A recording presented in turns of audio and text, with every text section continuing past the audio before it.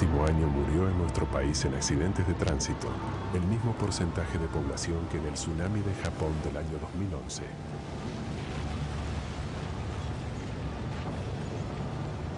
Nosotros podemos prevenirlo. Respetemos las normas de tránsito.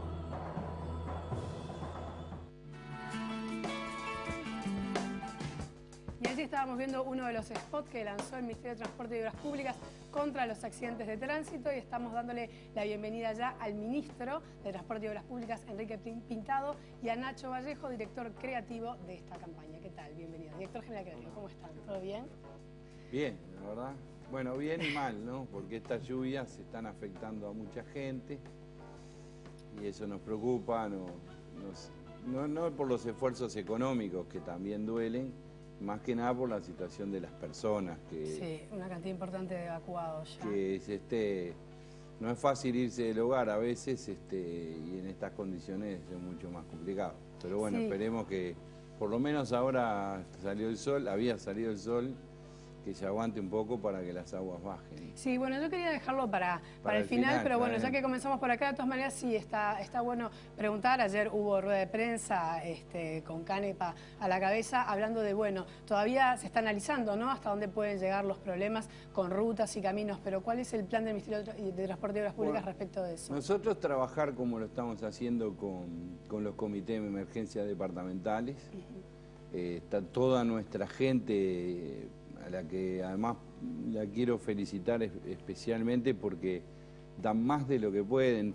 Hay a veces una campaña contra los funcionarios públicos siempre un poco cruel, que no es justa porque se generaliza, y en el caso nuestro yo siento un orgullo tremendo de nuestra gente porque en estas situaciones difíciles da lo que puede y mucho más para ponerse al servicio de otros con la maquinaria, con horas hombre, para tratar de ayudar a los demás.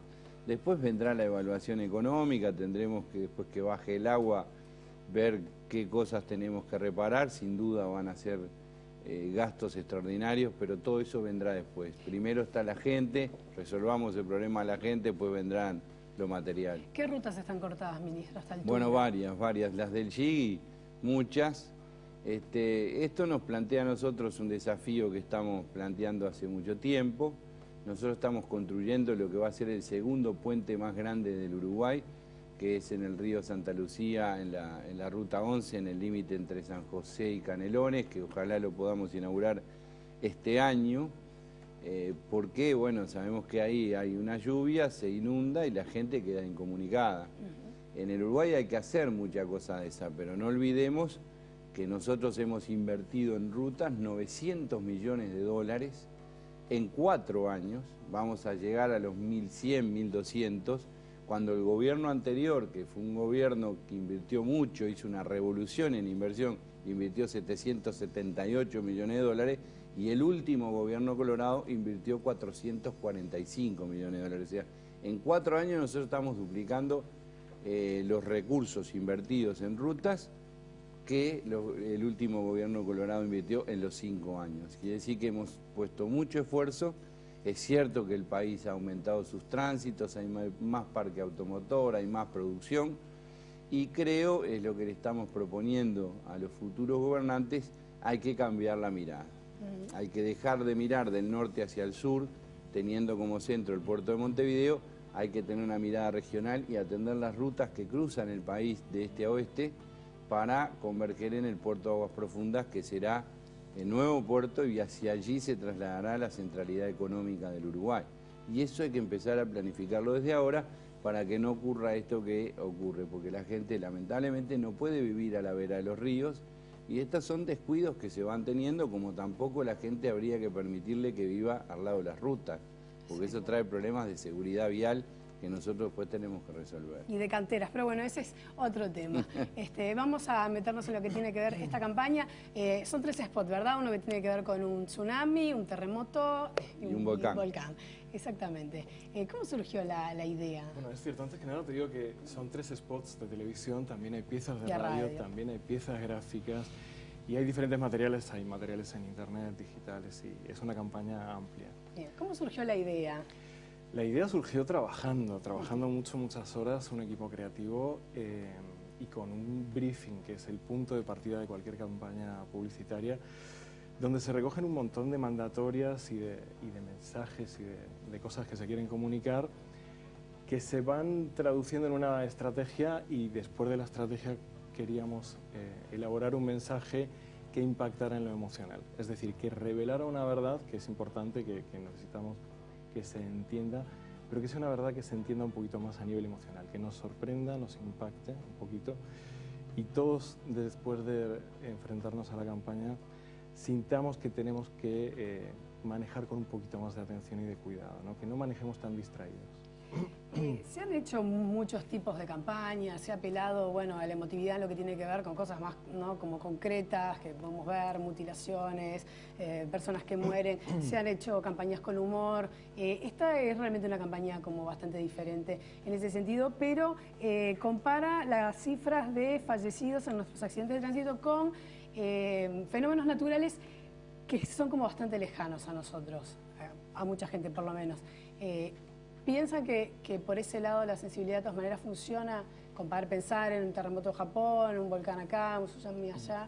Bueno, hemos partido de una verdad que tiene que ver con el sentir uruguayo más profundo, que es que aquí estamos muy tranquilos y muy a salvo de todo. Cada vez que sucede uno de estos fenómenos en cualquier parte del mundo, decimos, bueno, qué suerte que yo vivo en Uruguay, que no hay tsunamis, ni volcanes, ni terremotos. El último terremoto nos tocó bien cerca, yo no sé si es frecuente o no, pero creo que en cierto modo es posible. Yo tengo algunos amigos chilenos y recuerdo que fue muy impresionante y no fue hace tanto tiempo. Y cuando uno se enfrenta a la realidad de un terremoto que toca en Chile, que no está tan lejos y que es un país que tiene un montón de parecidos al nuestro, y con el impacto que tiene, dice, bueno, por suerte a mí no me toca eso.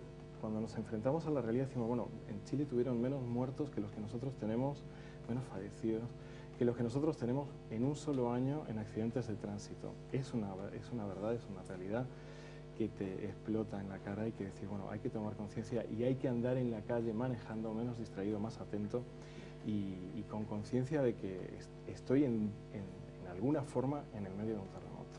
Pero yo te agregaría una cosa más, porque tuvimos algunos cuidados especiales, y esto es en honor a nuestro jefe de comunicación, Julián Canaré, que es el más joven del equipo, además. Sí. Por lo tanto, es una campaña que ya fue un éxito, porque ya tiene 300.000 vistas y todavía no se lanzó bueno, estamos en un lugar público, a veces los temas burocráticos, falta la última firma de la intervención. Sí, se encuentra en internet, del Tribunal de Cuentas para que la lancemos masivamente. Pero tuvimos un cuidado, y eso lo discutimos mucho con Nacho, con toda la agencia, porque vos señalaste un tipo de campaña que nosotros no compartimos. Esta es la segunda que hacemos y mantiene un estilo, no al morbo, sí al llamado de atención. Y la otra cosa que quisimos evitar es darle a la gente la especie de tabla del 9, donde le pones tantas cifras, eso no impacta. Teníamos que llevar una cosa que refleja el sentir uruguayo de a mí no me va a pasar, porque la gente te dice, voy hasta 2 cuadras, voy a la panadería, no me pongo el cinto porque total voy cerca. No hay ninguna ley que diga porque vas cerca no vas a tener accidentes. Sí, eso está en la cabeza de la gente. El celular, pasa el cartel de pare que parece una especie de decorado que tiene la ciudad, el límite de velocidad. A la gente le parecen que los carteles de la ruta son una especie de decoración arbitraria que alguien puso. ¿Cómo llamábamos la atención? Bueno, teníamos que decir, esto que no va a pasar en Uruguay, bueno, no va a pasar es el fenómeno natural, pero hay otra cosa que sí está pasando, que la podemos evitar, que es la siniestralidad en el tránsito. Entonces, esa es la idea con la que queremos impactar e impresionar. ¿Va a cambiar la conducta de los uruguayos por un mes de campaña del Ministerio? No va a cambiar. No. Pero nosotros somos como la gotita que va cayendo hasta que al final agujerea el metal más duro. Y el metal más duro es la cabecita. ¿Se sabe de determinadas campañas que realmente hayan surtido efecto así, digamos, que uno diga, que note cambio de cifras de un año a otro? Digo de esta y en general, ¿no? Sobre todo como mirando... Ojalá se pudieran medir los efectos de la publicidad, porque a los publicitarios nos iría muchísimo mejor, sobre todo en lo que tiene que ver con campañas comerciales. Claro, ganaríamos mucho más dinero. Es imposible desagregar el efecto concreto que produce una campaña de publicidad, incluso sobre un fenómeno de venta donde participan otras cosas como un precio, El ministro en los últimos días ha recalcado que la campaña de publicidad es solo un elemento de 3 elementos de la planificación de prevención de accidentes, que es mucho más abarcativa y más compleja. Tiene que empezar en la escuela. Los 3 vectores que nosotros decimos son obviamente las campañas de educación, que incluyen también la formación curricular en la gente de cómo se conduce. Antes manejar un vehículo era una cuestión extraordinaria. Ahora es más ordinario de lo que parece, por lo menos en las motocicletas. Hay que empezar desde los niños a enseñarles a los niños la seguridad vial. La gente cree que conducir es solo saber manejar la herramienta vehículo con la que anda encima y lo demás no existe. Y hay reglas y las reglas son para ser respetadas. La otra cuestión son las obras viales. Nosotros el intercambiador de la floresta, ese que hicimos, que ha dado un resultado bárbaro, y los otros que estamos haciendo, tienen que ver con esto, con evitar que el factor humano, que es el principal en la siniestralidad, opere lo menos posible. ¿Cómo lo hacemos? Evitando que los humanos tengan contacto entre sí. Y eso se hace con las obras viales, que desvíos de tránsito pesado, que hemos hecho en Dolores y Pando, y hay otros planificados. Ahora vamos en los accesos a levantar los accesos o a bajarlos según corresponda, la intersección de la Ruta 1 con la Ruta 2, en fin, hay una batería de acciones viales para resolverla. Y la tercera es la fiscalización. Un ejemplo de eso fue ese radar electrónico que pusimos en Capoeira, que es una iniciativa privada, donde queremos poner 50 fijos en el país, más algunos móviles, que es un radar que te detecta la velocidad que pasás, si te pasás del límite te saca la fotografía, y cuando acordemos todo, la multa te llega. Y si sos extranjero, no salís del país hasta que no pagues la multa. ¿Eso ya está funcionando? No, todavía no, porque, a ver, este es un país, hay 19 autonomías departamentales. Tenemos el Ministerio del Interior, que es el que cobra la multa, hay que poner a toda esa gente de acuerdo para después ver cómo lo aplicamos. Ministro, también hay como omisiones que tienen que ver, por ejemplo, esto es un pensamiento mío personal, pero lo voy a compartir con ustedes. Acá se da un examen para conducir, bueno, la edad que cada uno lo establezca después de los 18 años de edad, y después no se hacen más exámenes prácticos, salvo de vista y de oído. Alguien que aprendió a manejar a los 18 años, a los 65 o 70, maneja igual, maneja mejor, maneja peor muchas veces. Bueno, nosotros estamos haciendo hincapié, y más que nosotros la Unidad Nacional de Seguridad Vial, primero para tener algo anterior a lo que decís vos, que todos exijamos lo mismo para dar la misma libreta. Eso bueno, ya es un tema. Yo creo que la libreta debe ser resultado de cursos mucho más intensivos que los que se hacen ahora. Y para los trabajadores profesionales, nosotros lo que estamos fomentando, hicimos un convenio con la UTU, hicimos con el INEFOP, lo hicimos con empresas privadas, para que quienes van a manejar camiones con 45 toneladas de peso se entrenen antes en un simulador. Y no pueden conducir un camión, además de la libreta profesional, deben de tener un certificado de actitud profesional para trabajar en esas empresas. Porque tú estás manejando no solo un vehículo, sino un peligro para mucha gente. Nos falta mucho por hacer, se hizo mucho, falta aún, y tenemos que ir, a ver, Nacho es español, y en España cada vez, yo he ido muchas veces a España como legislador, y los españoles se burlaban de nosotros porque ahí admiten nuestra libreta, pero resulta que dicen que ustedes tienen 19 países, son peor que nosotros y nuestras autonomías, porque hay 19 libretas de conducir distintas. Para España, homologar 19 libretas distintas, con distintas exigencias, era de locos. Entonces tenemos que ir resolviendo esas cosas. Sí. ¿Tiene frescas, digamos, para repasar las cifras de los accidentes de tránsito? No, no las tengo porque yo esas cosas ni las quiero recordar. Mueren, la mayoría de los que mueren son de 35 años para abajo. Y eso es la cosa que nos preocupa. Ese es un dato que aparece en la campaña muy sutilmente. Sí. La gran mayoría de las personas que participan de estos fenómenos, de estos desastres, que en definitiva son una metáfora de nuestro problema, son jóvenes. Está hecho hasta el punto en el cual no sea un ruido en la comunicación y no distraiga o no genere una información que confunda, pero la mayoría de la gente es joven, porque la gran preocupación está en la gente joven. ¿Y en el consumo de alcohol?